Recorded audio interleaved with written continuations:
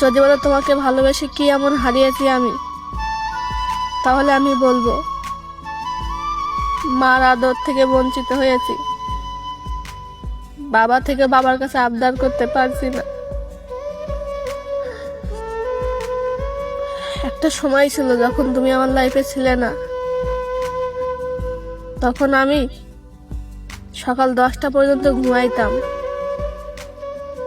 আমার আম্মু সেকেন্ডে সেকেন্ডে ওই ঘরের দরজায় টোকা মারবে আর বলবে, কিরে ওঠ মা, ভাত খেয়ে আবার ঘুমাস। কিন্তু আমার মা কিন্তু জানে আমি 10টার আগে উঠবো না। এরপরেও আমার খোঁজ নাই।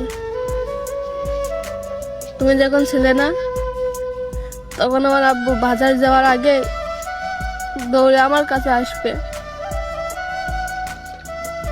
আব্বা কি লাগবে তোমার? আর এখন সারাদিন ঘরের মধ্যে পড়ে থাকলে আমার মা গিয়ে দেখে না, বলে না যদি ভাত খা। পাশে বসে আর সান্ত্বনাও দেয় না।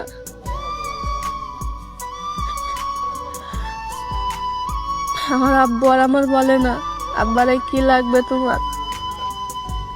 আমি সারাদিন বাসায় না থাকলেও আমার খোঁজ নেয় না।